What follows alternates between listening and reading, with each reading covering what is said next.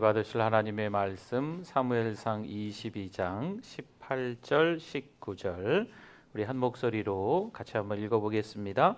왕이 도액에게 이르되 너는 돌아가서 제사장들을 죽이라 하매 에돔 사람 도액이 돌아가서 제사장들을 쳐서 그날에 세마포 에봇 입은 자 85명을 죽였고 제사장들의 성읍 노베 남녀와 아이들과 젖 먹는 자들과 소와 나귀와 양을 칼로 쳤더라. 아멘. 할렐루야. 네, 오늘 이 밤에 잘 나오셨습니다. 우리 서로 옆에 또 앞뒤 보면서 우리 인사 나누겠습니다. 잘 오셨습니다. 안녕하세요. 반갑습니다. 축복합니다. 네. 네, 감사합니다. 네.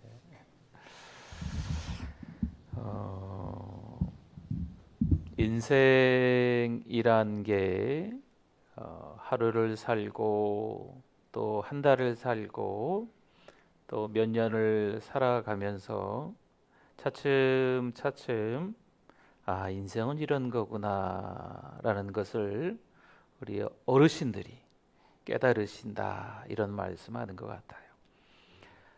조그마한 아이들도 한 살 또 몇 살 이렇게 나이를 먹어감에 따라서 글쎄요, 그 아내들도 인생을 알려나요? 또 나름대로 또 힘들고 어려운 시간들, 또 아픔이 있다고 어려움이 있다고 이게 땡꼬마 아이들도 뭐라 할까 싶은데 있다고 하는 것 같습니다. 내 뜻대로 안 되는 거, 그거죠. 네, 내 뜻대로 잘 안 된다는 거. 뭔 계획이 있었는데 한 해 동안을 돌아보면 내가 세운 계획대로 된 게 없는 거죠. 네. 올해는 이렇게 됐으면 좋겠다. 내년에는 이렇게 됐으면 좋겠다. 했던 시간들이 있었는데 또 한 해를 뉘엿 해가 저무는 것처럼 보내는 이 즈음에 모르겠어요. 그렇죠? 네. 뭔가 사건이 빵 터지고 뭔가 위기가 찾아오고 겪지 않아야 될 일들을 겪을 때가 있으니까요. 참 이게 인생이 이런 거구나. 신앙으로 열심히 믿음으로 살아가는 것 같은데도 하나님의 또 다른 이유가 있구나. 여러분, 사건이 빵 터지고 위기가 닥쳤을 때 해석하기 나름입니다. 그렇죠? 아이고 힘들어 죽겠네 이제 꼼짝없이 집도 잃어버리고 나가 살겠네. 건강 다 잃어버리고 이제 죽을 날만 기다려야 되겠네. 아이고 내 자식 어떡하나. 이거 앞이 구말린데 이렇게 힘든 시간들을 보내야 되는가. 해석하기 나름이거든요. 힘들고 어려운 일이 있을 때 이렇게 감사하지 못하고 원망스러운 어조로만 생각한다면 정말 힘들죠. 내일 모레가 추수감사주일입니다. 한 해를 돌아보면서 감사할 거이들을 찾는데 잘 안 나오는 거죠. 아직도 지금 3개월 동안 계속 이 강단에 이 책 한 권이 있어요. 이 책 이름이 뭐였죠? 하감스, 하나님께 감사한 일을 쓰기라는 책 제목이었습니다. 그런데 이번 한 주간에 좀 꼼꼼히 좀 적으셨나 모르겠어요. 이 감사를 적는다는 게 여간 힘들지 않거든요. 2주 전에 추수감사헌금 봉투를 드리면서 그 안에 감사 제목 쓰기 종이 한 장을 또 드렸잖아요. 이미 지난주에 보니까 30-40명 이상 또 이미 내신 분들이 좀 계시더라고요. 네. 감사 제목 쓰는 게 참 어렵습니다. 우리 어떤 권사님은요, 앞뒤가 부족할 정도로 빼곡하게 벌써 그냥 꽉 채워서 적은 분이 있어요. 또 어떤 분은 사는 게 참 힘드셨는지 쓰다가 마신 분도 있고 겨우 1번 한 가지 쓰는 것도 힘드셨던 것 같아요. 그냥 그런 느낌이 그분 성함을 보니까 얼마나 힘드셨을까가 느껴질 정도였습니다. 사랑하는 성도 여러분, 감사하실 수 있기를 축원합니다. 많이 감사하실 수 있기를 바랍니다. 우리 교회 데코팀에서 우리 지난주부터 이렇게 막 준비하더니 오늘은 또 뭘 바꾸셨네요, 그렇죠? 네, 바뀌었어요? 안 바뀌었어요? 네, 아이고 센스가 대단하시네. 바뀐 걸 어떻게 하셨어요? 또 이렇게 이쁘게 이거 하나하나 보면요, 하나님께서 얼마나 공들여서 만드신 건지. 누가 만들어요? 내가 만든 게 아니잖아요. 하나님께서 만드신 거예요. 이쁜 꽃을 만드시고 과일과 채소들을 다 하나님께서, 어떤 날은 해가 쨍쨍 뜨고 어떤 날은 비가 내리고, 그렇죠? 그런 여러 시간들을 통해서 하나님이 아름다운 것들을 만드시는 거죠. 누가 그러더라고요. 가을 되면 막 단풍이 드는데 단풍 입장을 한번 생각해 보라고. 우리는 좋아서 구경하지만 단풍은 색깔이 바뀌면서 얼마나 고통스러운 시간인지 아냐고. 그것도 그런가 싶더라고요. 네. 여러분, 저마다 이유는 다 다르겠지만 하나님께서 섭리하시는 바가 있는 줄 믿습니다. 힘들고 어려운 일이 있지만 그 사건을 볼 때 우리가 어떻게 해석하느냐, 감사의 눈으로 보느냐 아니면 불평의 눈으로 보느냐에 따라서 차이가 많이 난다는 거죠. 오늘 이 밤에는요, 성도가 어떻게 어떤 행동하는 그 원리가 좀 필요한지를 말씀의 은혜를 좀 나누고 기도하려고 합니다. 한번 좀 찾아볼까요? 잠언 13장 16절을 보면요, 무릇 슬기로운 자는 지식으로 행하거니와 라고 말씀을 합니다. 우리 상반절만 보면 여기 슬기로운 자가 지식으로 행한다라고 말하는데요, 의미가 있습니다. 조금 다른 성경이나 이 말씀을 풀이해 놓은 것을 보면 이렇게 나와 있어요. 슬기로운 자는 바로 알고 행동한다. 슬기로운 자는 매사에 신중하다. 슬기로운 자는 생각하고 행동한다. 슬기로운 자는 냉정하고 침착하게 지식을 따라 행동한다. 이런 의미로 풀어놓고 있습니다. 슬기롭다라고 하는 것은 진중한 거예요. 좀 침착하게 차분하게 인내할 줄 아는 거죠. 슬기로운 자만의 행동 원리가 아니고요, 우리 신앙생활을 하는 성도들의 행동 원리도 마찬가지라고 생각합니다. 그럼 여기서 말하는 지식은 또 뭘까요? 보통 지식을 얘기하는 게 아닙니다.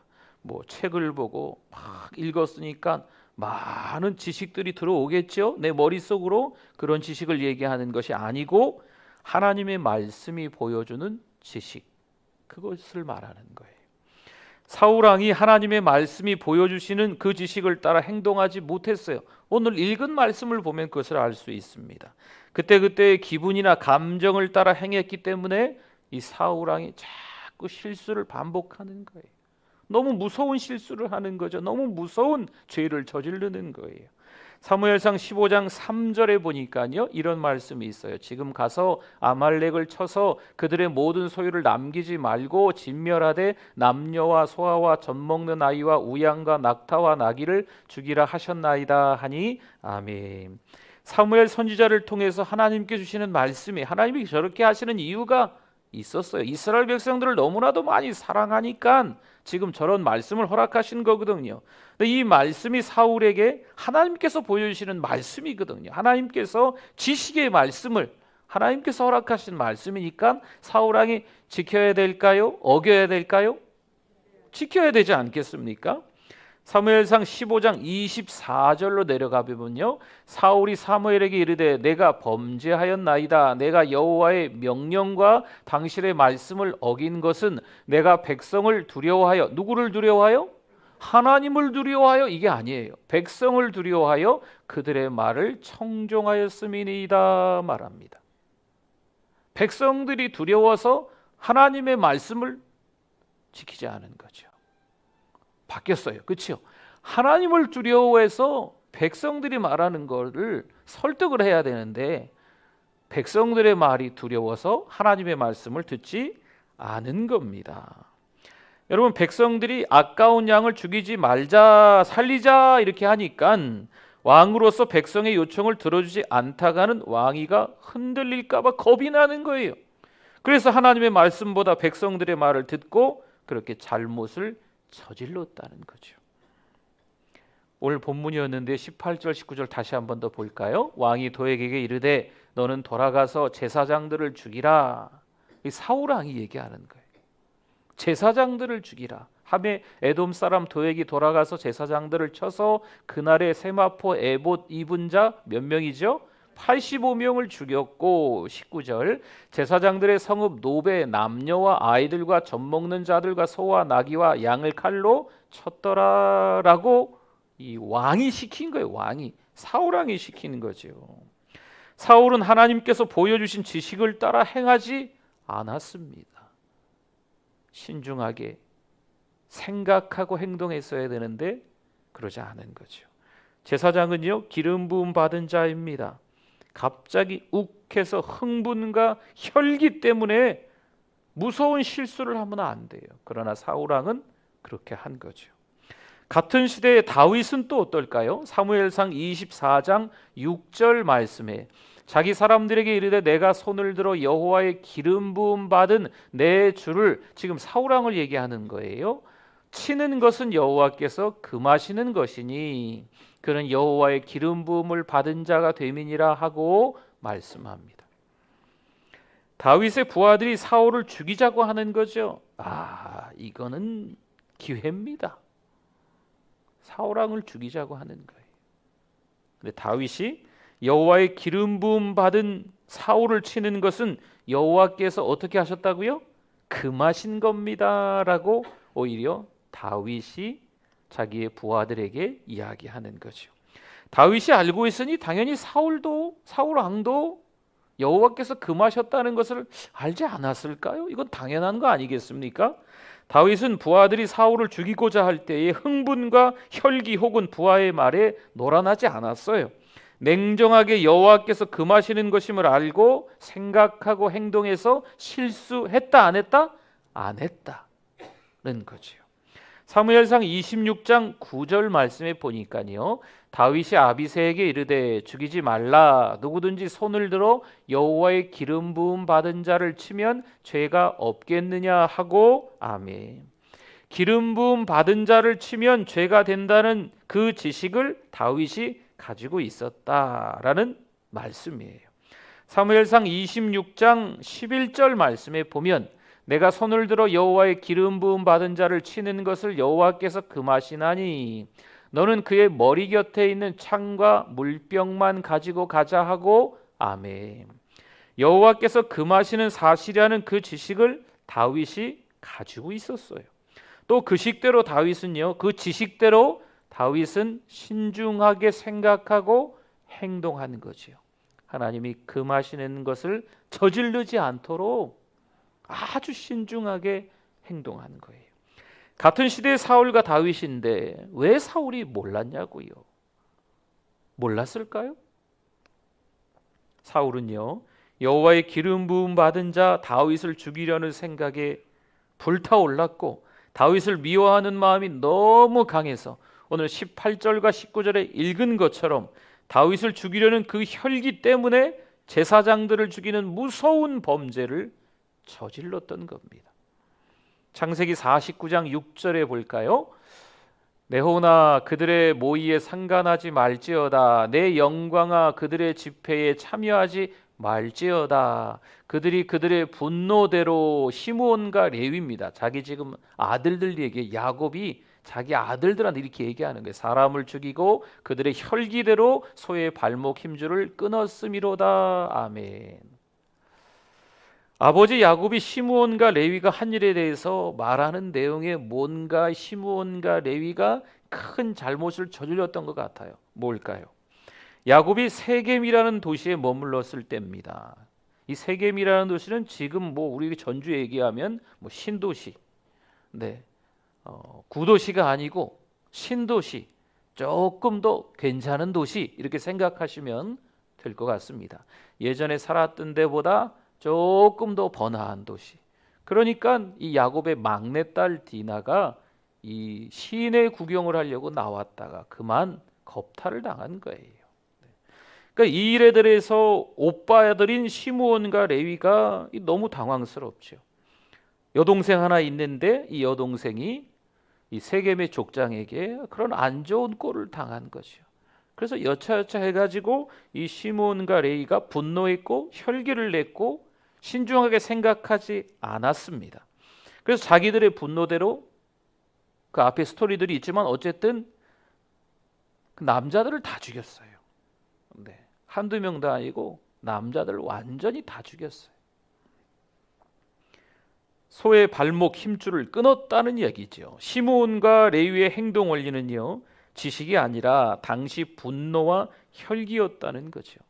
여러분, 내가 성질 부려야 할 때 잘했다고 생각하지만 그거 아닙니다. 내 동생을 지금 이런 꼴을 추한 꼴을 보였으니까 내가 잘한 거야. 내가 분노한 게 혈기 낸 게 잘한 거야. 아니에요. 그래도 아니에요.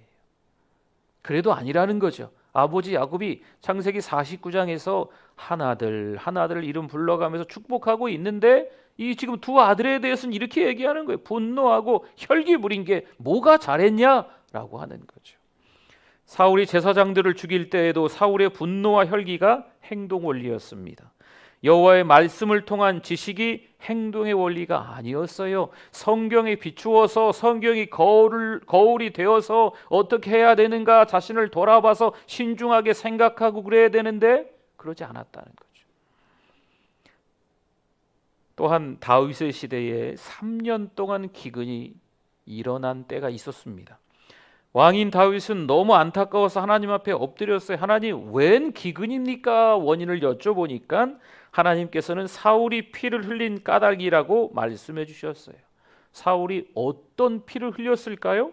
사무엘하 21장 2절에 보니까 기브온 사람은 이스라엘 족속이 아니요 그들은 아모리 사람 중에서 남은 자라 이스라엘 족속들이 전에 그들에게 맹세하였거늘 사울이 이스라엘과 유다 족속을 위하여 열심히 있으므로 그들을 죽이고자 하였더라. 이에 왕이 기브온 사람을 불러 그들에게 물으니라. 아멘. 500년 전으로 거슬러 올라가는 거지요. 이스라엘 백성이 가나안 땅에 들어오고 여호수아가 선봉장이 돼서 지금 가나안을 점령해 들어가고 있어요. 네. 근데 그때 기브온 거민을 만난 거지요. 너무 거짓말투성이었어요. 멀리서 온 것처럼 뭐 옷도 다 헤어지고 뭐 가지고 있는 뭐 음식들도 다 막 곰팡이 나는 것처럼 이런 거 저런 걸 다 꾸며 가지고 이 여호수아가 함께 더불어 백성들과 이야기한 거죠. 그래서 죽이지 않겠다, 화친하겠다 이렇게 약속을 해버린 거예요. 그런데 500년이 지나고 나서 이 맹세를 누가 어겼어요? 사울 왕이 어긴 거지요. 사울이 유다 족속을 위한 열심이 너무 지나친 거죠. 자기 민족을 사랑하는 그 마음은 충분히 이해가 되지만 하나님 앞에서 약속한 것을 어긴 거죠. 사울은 자기 민족을 위해서 하는 거니까 나 잘했다라고 생각할 수 있겠지만 그것은 여호와께서 보여주시는 지식이 아니었던 거죠. 자기의 혈기였고 자기의 분노였다는 겁니다. 이 죄 때문에 3년 동안 기근이 왔다고 하나님께서 다윗에게 말씀해 주시는 거죠.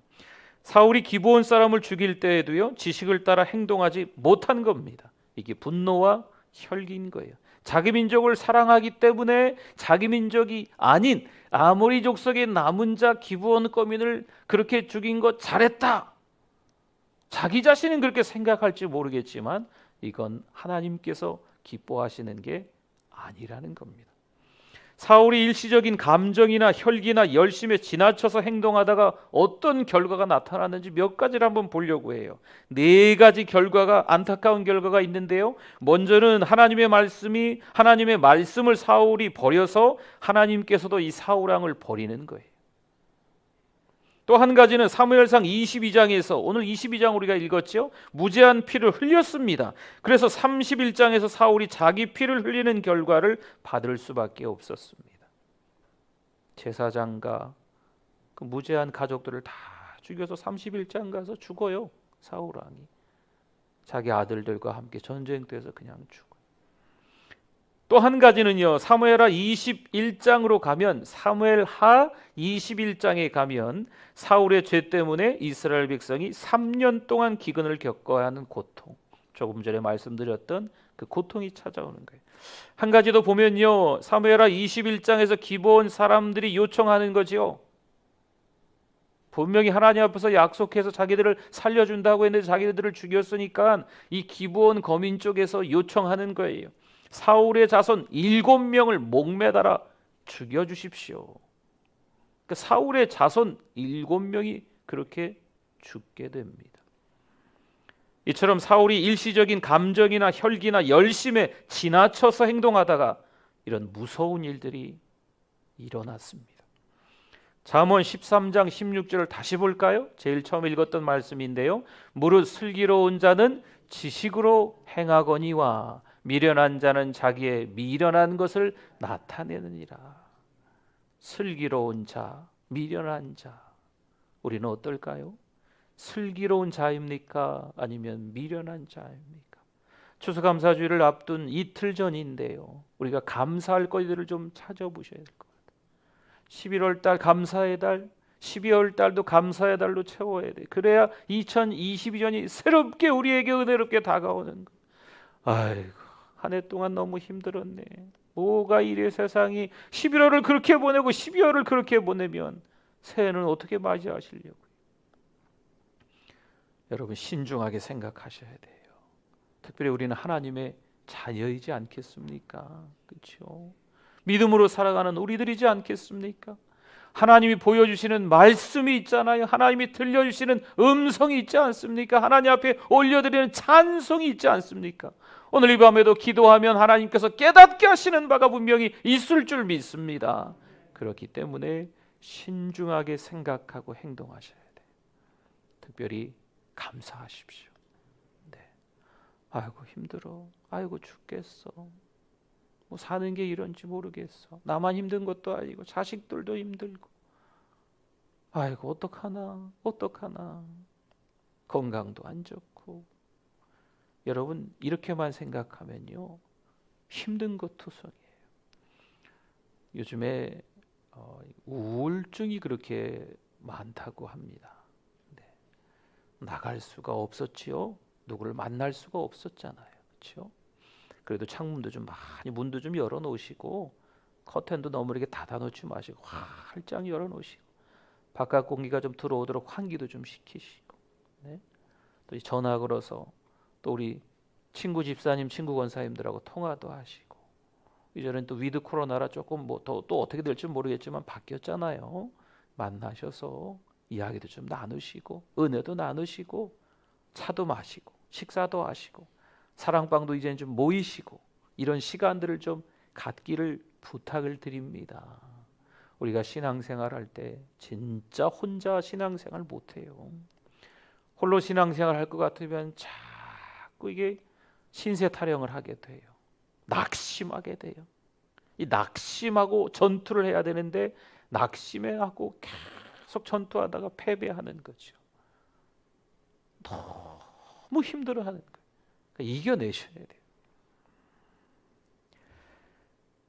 급하다고 바늘 허리에 실을 매 쓰겠는가라는 말이 있지요. 그 바늘귀에 잘 꽂아가지고 이렇게 갖고 잘 꽂아가지고 이렇게 실을 이렇게 해가지고 꼬매야 되는데, 저도 예전에 학교 다닐 때 실과 시간인가 뭐 거기서 이 바느질 이렇게 하는 법, 이렇게 하는 법 뭐 직접 이렇게 수업 시간에 예전에 국민학교 다닐 때 이렇게 배웠던 것 같아요. 이렇게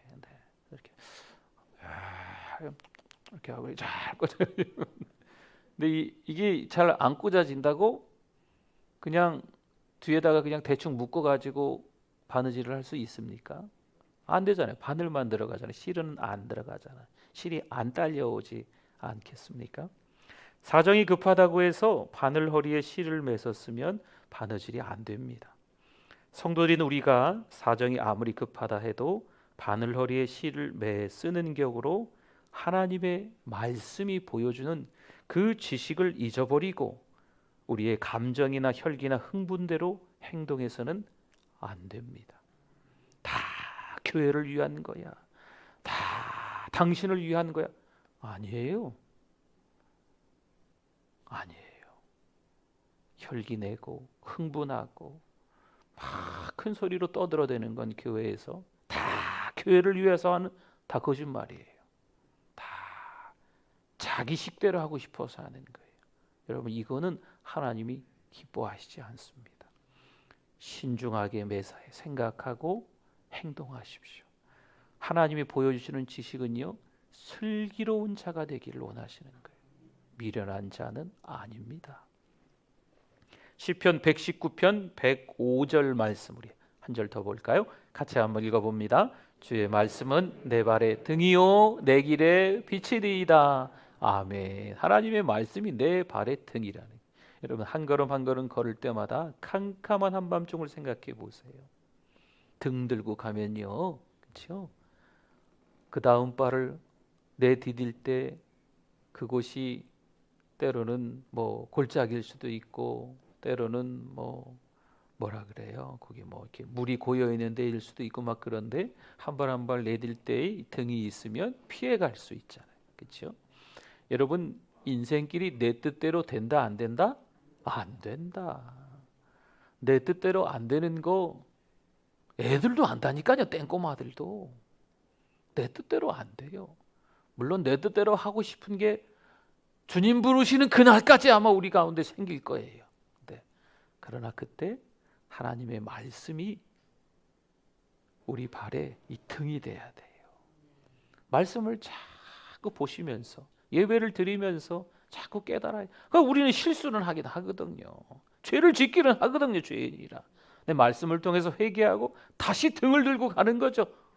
하나님의 말씀으로 캄캄한 그 길을, 이 세상 길을, 그 인생의 길을, 어렵지만 도대체 여기가 어딘가 싶을 때도 있지만 그래도 하나님의 말씀으로 우리의 길을 비춰주시는 줄 믿습니다. 조심조심해서 길을 가십시오.